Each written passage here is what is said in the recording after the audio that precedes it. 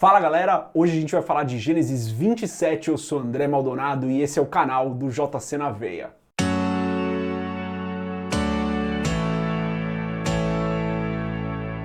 Aqui em Gênesis 27 a gente vê como Rebeca e Jacó enganam Isaac para que Jacó fosse abençoado no lugar de Esaú.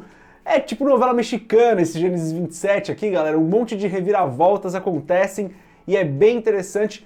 Tem muito pra gente aprender aqui, falando sério agora, tem muito pra gente aprender, então vamos dar uma estudada nesse capítulo e ver o que a gente consegue absorver aqui de Gênesis 27, mas antes da gente continuar nesse vídeo, se você não é inscrito no canal, se inscreve, deixa o seu curtir e compartilha esse vídeo com um montão de gente aí que também quer estudar esse livro de Gênesis. Bom, Isaac estava chegando no finalzinho da vida dele, né? E daí, no final, então ele decide abençoar Esaú, seu filho primogênito. Era o costume da época. Abençoar o filho primogênito, declarar uma bênção muito poderosa sobre a vida do filho, e é isso que Isaac decide fazer. Mas Rebeca queria que Jacó fosse abençoado no lugar de Esaú. Lembra, Rebeca amava Jacó enquanto Isaac amava Esaú. O que acontece é que Isaac vira para Esaú e fala: filho, vai lá, caça algo para eu comer, prepara algo bem gostoso para eu comer, fruto da sua caçada. E Esaú sai de casa. Rebeca então chama Jacó, e nos versículos 9 e 10 ela dá a seguinte ideia para ele, ó. Vai agora ao rebanho e traze-me de lá 2 bons cabritos, e eu farei deles um guisado saboroso para teu pai, como ele gosta, e levá-lo-ás a teu pai para que o coma e para que te abençoe antes da sua morte. Ou seja, ela tinha dado um jeitinho aqui de enganar o próprio marido para que Jacó fosse abençoado. O problema disso é que nessa história aqui todo mundo erra um pouco, né?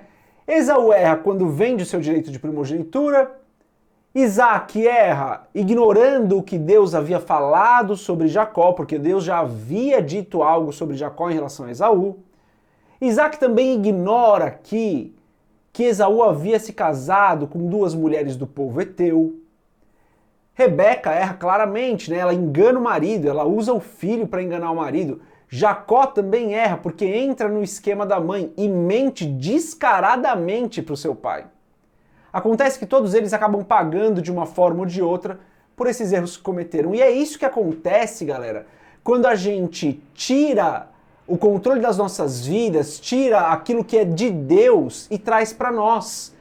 Deus, ele tem um plano para as nossas vidas, ele tem um propósito para as nossas vidas, mas às vezes a gente quer tomar as nossas vidas para nós mesmos. Porque o nosso plano é melhor, porque a nossa ideia é melhor, porque a gente vai dar um jeitinho onde Deus não está dando jeitinho, onde Deus não está resolvendo. A gente consegue resolver aquilo que Deus não está fazendo. Quando a gente pensa dessa forma, quando a gente age dessa forma, a gente atrai para as nossas vidas as consequências desse nosso erro. Foi o que aconteceu aqui, né? Rebeca dá um jeitinho de Jacó ser abençoado e acaba que ela não vê mais o filho até a sua morte. Jacó, que dá um jeitinho de ser abençoado, ele acaba indo para a casa do seu tio e é enganado várias vezes lá. Nunca mais vê a mãe. Esaú, que vende a primogenitura, também paga o preço disso, né? Porque perde a bênção e acaba servindo a seu irmão. Inclusive os povos que saem deles acabam, os povos que saem de Esaú acabam servindo o povo de Israel. Então, todos eles acabam pagando por tentar dar um jeitinho naquilo que Deus já tinha preparado, sabe? Deus tem um propósito para a sua vida, Deus tem um propósito para a minha vida, e quando nós tentamos nos desviar desse propósito, nós colhemos os frutos, colhemos as consequências disso. Por isso nós não podemos nos desviar do propósito que Deus tem para as nossas vidas. Quando você entende que Deus tem um plano para você, fique nesse plano do Senhor, porque certamente existe um caminho de paz nesse plano, um caminho onde as bênçãos vão te encontrar. A gente não precisa dar jeitinho para aquilo que Deus vai fazer. Daí então a gente vê que esse plano dá certo e Isaac acaba abençoando Jacó ao invés de abençoar Esaú. Nos versos 28 e 29 a gente lê o seguinte, ó. Assim, pois, te dê Deus do orvalho dos céus e das gorduras da terra e abundância de trigo e de mosto. Sirvam-te povos e nações se encurvem a ti. Sê senhor de teus irmãos e os filhos da tua mãe se encurvem a ti. Malditos sejam os que te amaldiçoarem e benditos sejam os que te abençoarem. Aqui nesse finalzinho, resgatando aquela bênção que veio sobre a vida de Abraão, veio sobre a vida dele mesmo, né, de Isaac, passando agora para a vida de Jacó. Malditos sejam os que te amaldiçoarem, benditos sejam os que te abençoarem. Essa bênção vem aí de geração em geração na vida de Abraão, Isaac e Jacó. Interessante a gente notar aqui que Isaac, mesmo depois de descobrir que havia sido enganado, ele não volta atrás. Ele não retira essa bênção de Jacó, né? A bênção fica com Jacó, porque esse era realmente um momento muito importante, o momento do pai abençoando o filho ali, era algo muito importante, e é até hoje, né, gente? Acho que esse é o aprendizado que a gente tem aqui. Se você é pai ou se você é mãe, se você é responsável por alguém, a gente precisa declarar na vida dos nossos filhos aquilo que a palavra declara sobre eles, para que eles conheçam o que Deus pensa sobre eles e eles tenham a identidade deles formada pelo Senhor e não pelo mundo. Quando nós declaramos a palavra de Deus sobre a vida dos nossos filhos, quando nós dizemos para eles, abençoando a vida deles, aquilo que a palavra diz a respeito deles, aquilo que Deus diz a respeito deles, a gente está ajudando eles a formar essa identidade com base naquilo que Deus fala e não naquilo que o mundo fala. Esse momento do pai abençoando o filho era muito importante aqui para Isaac e é muito importante para nós. Então, um apelo rápido aqui é esse, né? Se você é pai ou se você é mãe, abençoa a vida do seu filho. Tira um tempo para você orar por ele e declarar uma bênção na vida dele ou dela. Pode ser ela. Não precisa ser ele. Mas pro finalzinho do capítulo a gente vê que Jacó se muda para Harã, para ir morar com o seu tio Labão, irmão de sua mãe. Nos versículos 43 até o 45 a gente lê o seguinte: Agora, pois, meu filho, ouve a minha voz, levanta-te e acode-te a Labão, meu irmão, em Harã, e mora com ele alguns dias, até que passe o furor de teu irmão, até que se desvie de ti a ira de teu irmão, e se esqueça do que lhe fizeste. Então enviarei e te farei vir de lá.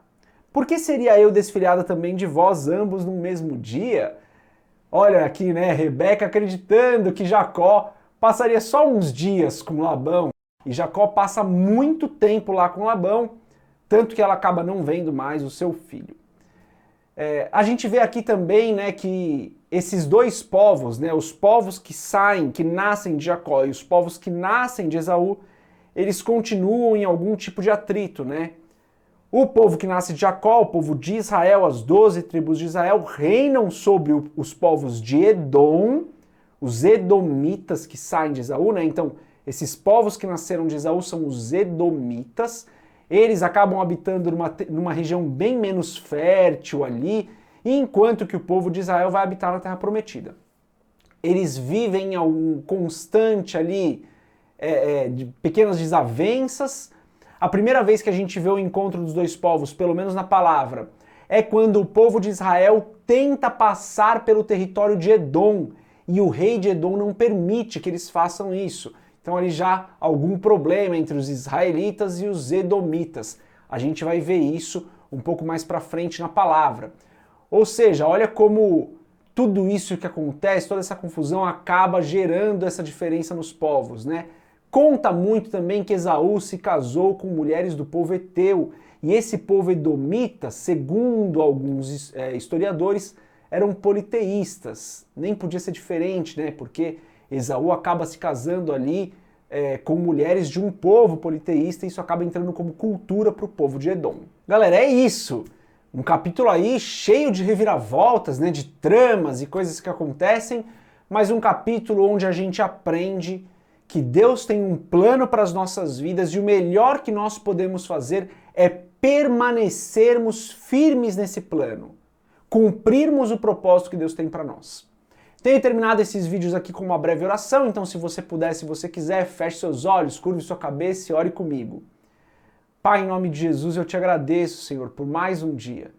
Te agradeço por mais um dia de estudo da Tua Palavra.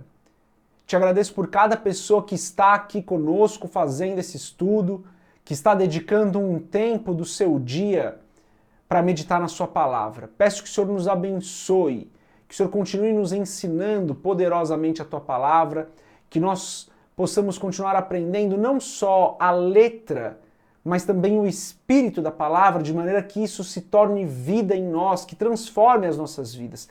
Ajuda-nos, Senhor, a entender os planos que o Senhor tem para nós e ajuda-nos a cumprir o propósito que o Senhor tem para as nossas vidas, Pai.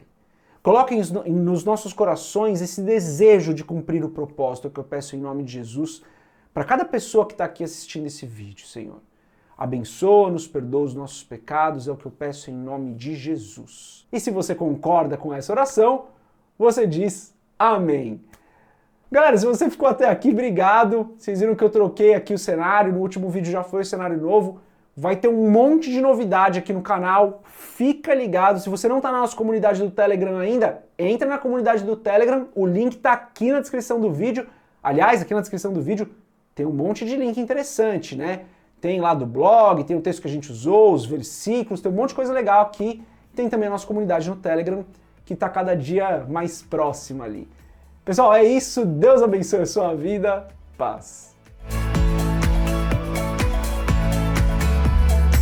Mas Rebeca tinha um plano para que Jacó fosse abençoado. E o avião está passando. Te amaldiçoarem, essa bênção vem passando aí de avião em avião aqui em cima. Que isso aconteça e acaba fazendo com que Israel tenha que desviar do avião que está passando.